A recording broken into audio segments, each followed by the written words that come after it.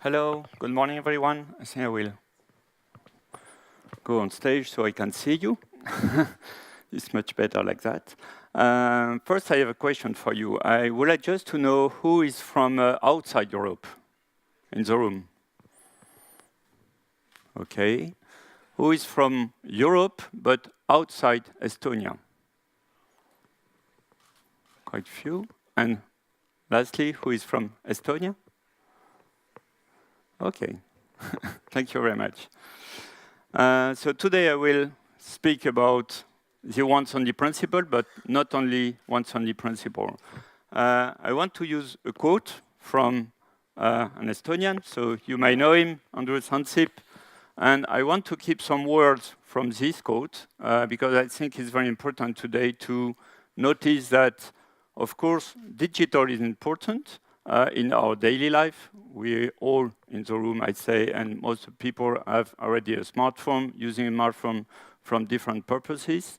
But I would like to stress that it's not only that, it's at the same time a revolution.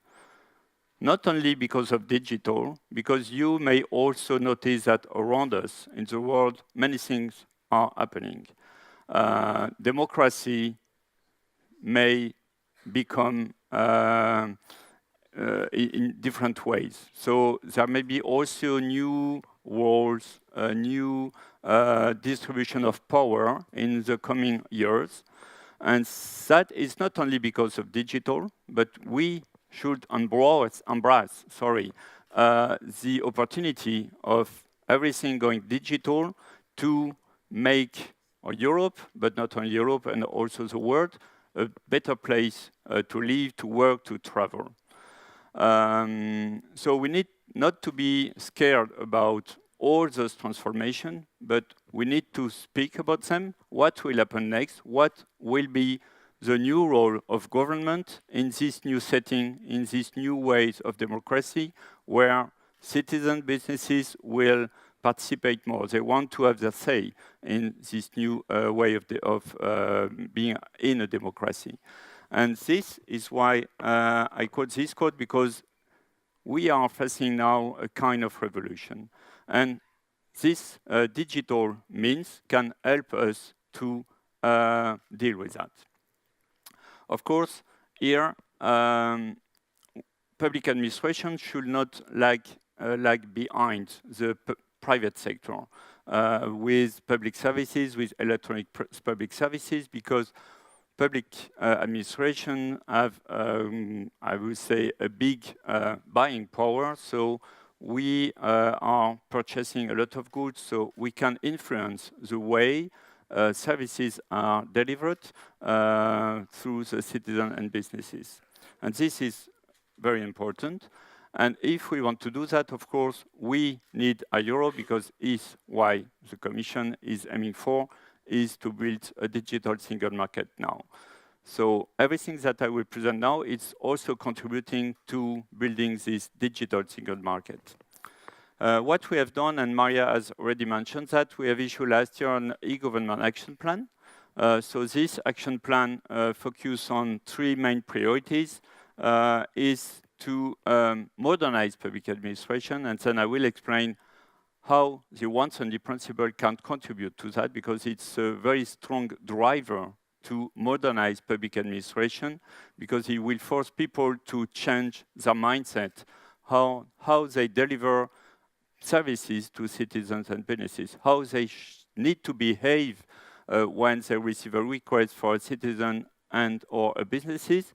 So they should not ask, as Maria say, once again, more documents, more evidences about who you are, which kind of rights you can apply for, and this kind of thing.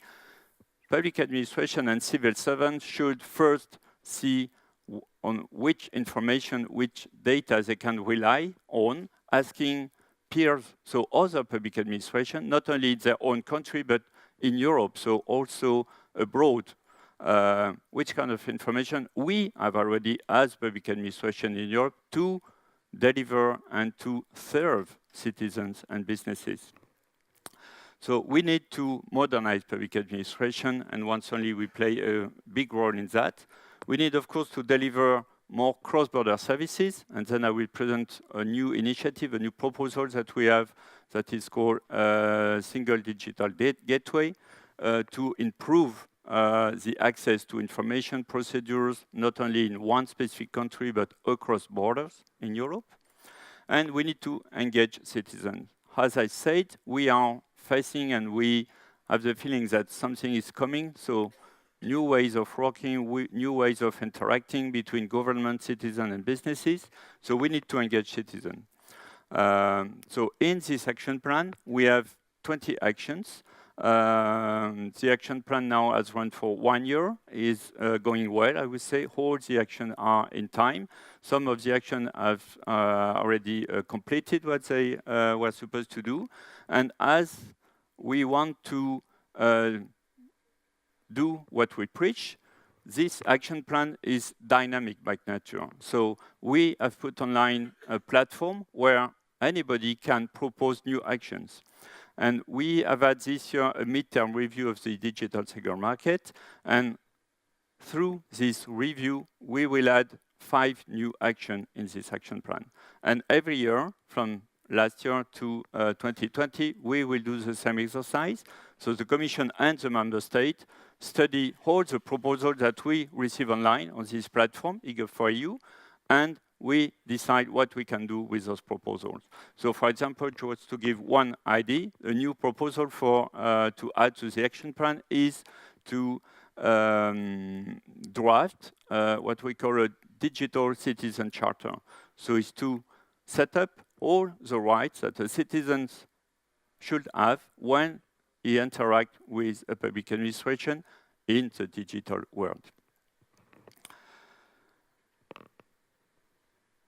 One thing that is also very important, together with the eGov Action Plan, is the eIDAS regulation.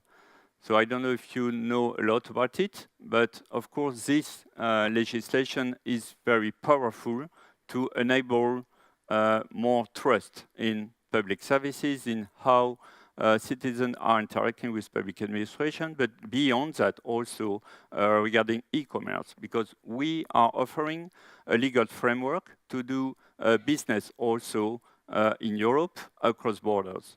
So in this new regulation, you have one part who is dealing with electronic identity, and this will enter into force. The legislation has already entered into force in 2014, but the part on the recognition of electronic identity across borders will be entering into force in September 18. From September 18, all member states should recognize the electronic identity from another member state. So that means that for a student, for example, you can apply abroad to a university using your national electronic identity. And this is just one example among others. In this legislation, there is also another part who is dealing with electronic trust services. And here it's a legal framework that allow you to use electronic signature, to use seals, to authenticate websites, to use also what we call ERDS, so it's electronic registered delivery services. So you can rely on when you send information through a network to another party, that this information is secure, that the person has received the information. So we have also timestamping, etc., etc. And we are pushing, of course, public administration and member state to use this legislation and, of course, to comply with.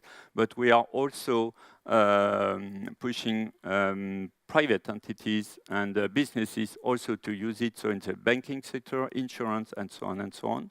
And I can tell you that now we have a very good take-up of this legislation, and I think it can be also inspiring from you outside Europe. What are the underlying principles? I underlying, of course, the e-government action plan and what we are doing. Of course, we issue already now in June 2013 a vision for public services. So if you have not read this paper, it's still online on the Europa website. It's a vision for public services, and all those principles are explained. Of course, they are also explained in the e-government action plan. So you should not take them one by one, because it's a set of principles, and of course, you cannot apply only digital by default, because we need also to ensure that people who cannot cope with digital can also have access to public services. You cannot take transparency as its own, because you need also to ensure privacy and data protection, and so on and so on. But it's a set of principles that we need to comply with, and it's a consensus, I would say, and a basis on which all public services, cross-border and also national, should be built on. So now, what about once only? I will not explain again what is it about, just to give you that we have political background. And here, back to October 13, the member state, so it's not the Commission, because sometimes we say Brussels has done that, or Brussels will do that, or etc., etc. So the member state asked the Commission and to work on this once-only principle. So to put the resources and to foster, to enable the principle to apply, not only at national level, but EU-wide.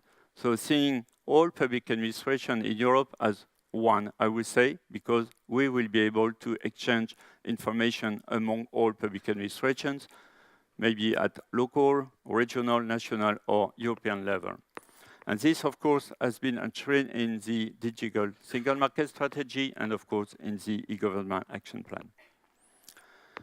So what have we done since 13?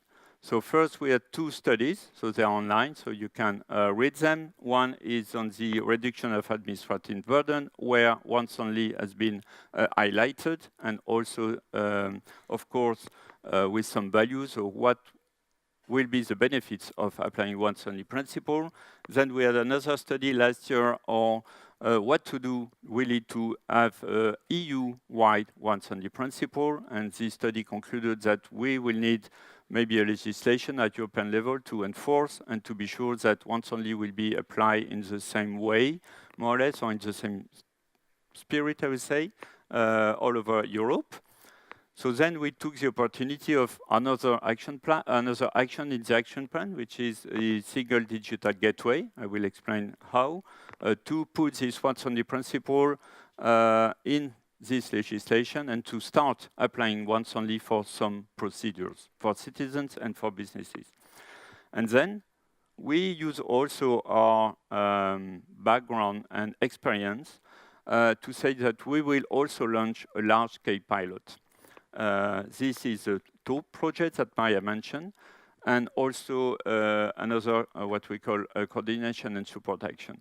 And all those actions are complementary to each other, because it's what we did with EIDAS. We had drafted the legislation, the EIDAS legislation, but not to be completely vague, we had at the same time some large-scale pilot to test what does that mean to have an EIDAS legislation, for example. So we had large-scale pilot on electronic identity. The name was Stork 1, Stork 2.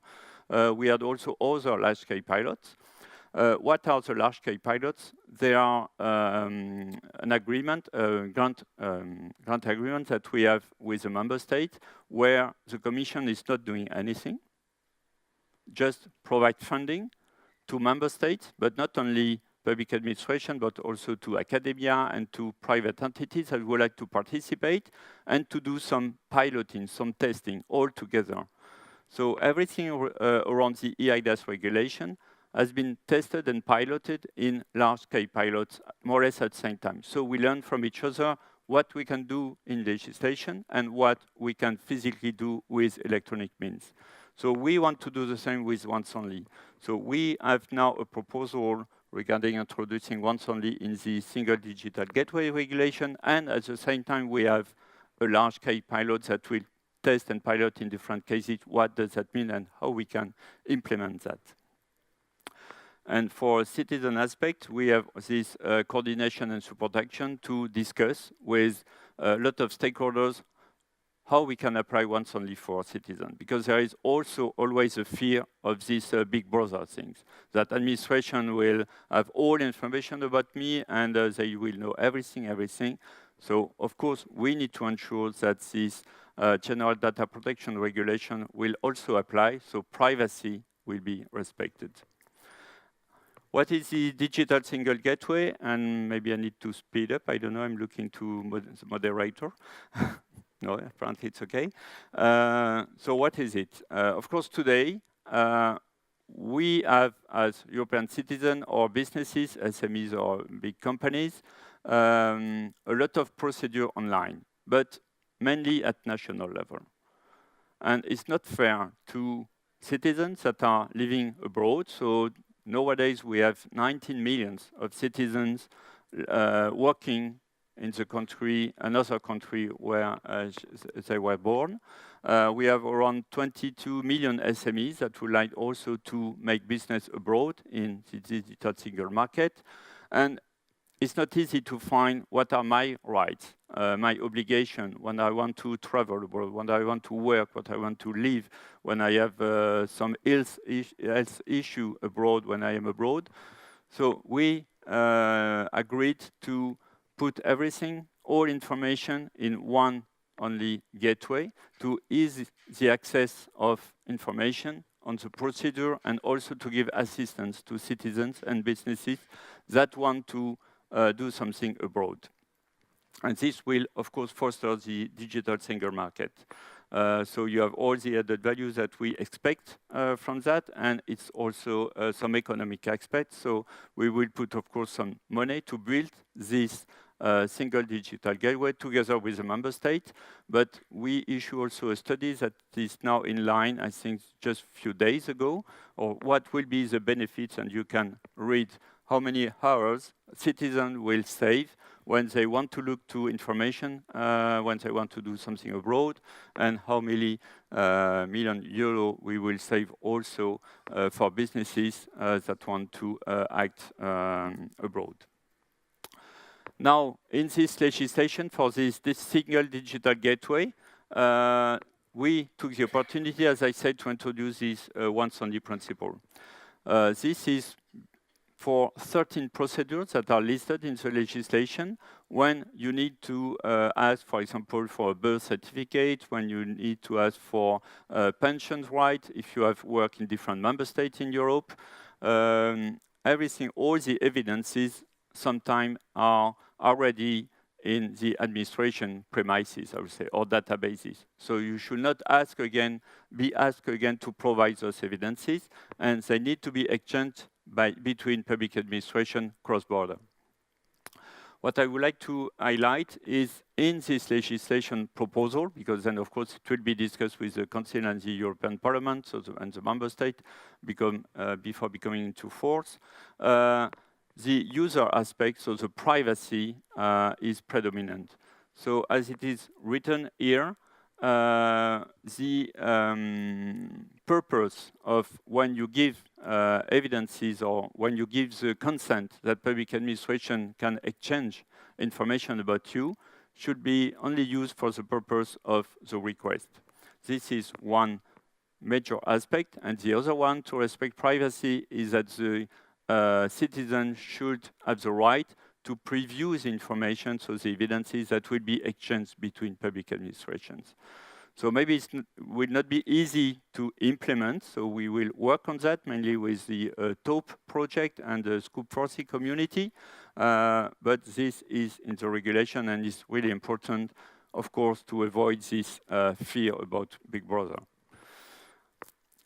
We may have digital limitation, and we don't want that. So as soon as at national level you digitalize information data, you should make those information, those evidences, not only available at national level, but also available cross borders. It goes without saying, it may be evident, but it's not the case today. So we need to improve that. And the purpose, I have already explained that. So then we will use the results, as I have explained, because we have these large-scale pilots. I will give one word on that just later on. To have what we call an implementing act, and to say how we can implement Commission and Member State a system, an architecture that will allow to exchange those information, those evidences, of course, in a secure way, and once again, respecting privacy and data protection. So here is more as a technical system that should allow this exchange of information. And now we have, of course, this project large-scale pilot. So I have explained what is a large-scale pilot. So here you have some numbers. We will, of course, pilot the once-only principle in some areas. So you have here the 3 pilot areas we will work on. Some are not really new because we have had already large-scale pilot on e-procurement, for example, so on business mobility as well, but not at this point in time, so 2-3 years ago, not implementing the once-only. So we have started to work that, but now we need to make that happen. We have one on, of course, updating company data from one country to another, and a very specific one on the what we call online ship and crew certificates. When a ship is entering an harbor, it should provide each time a certificate about the crew, about the boat, the ship, etc., etc. And this, of course, each time is entering an harbor. And this we want to avoid because we can exchange, of course, this kind of information between public public authorities. What is important is once again to mention that it's not only public administration working together in a large-scale pilot, but we involve also private industries. I want to join and to work with us, also academia. The other action, so already Maya gave you a snapshot on that, is the building community, because we, as a Commission, want to push for this digital single market, for the e-gov action plan, for the once-only principle, but we cannot work alone because everything happens on the ground at local level. So we need to involve as many stakeholders as possible to explain what we want to do, but also not to convince, but to feel that that makes sense to them. So at local level, once-only should make sense. So we need also to listen to what we should do EU-wide to do things that make sense to people. And this is very important. So it's why we need to build this community, to listen to people, to work with the people at the different level. And of course, this is not easy with 500 million citizens in Europe, but we try our best in that direction. So I would like to thank you for your attention. I think my key messages are once-only is really a strong driver to modernize public administration. And from a country outside Europe, you may be interested, you may be inspired by what we are doing in the EU with applying this principle. And of course, we can give you a lot of best cases, best practices through the Scoop 4C project, for example.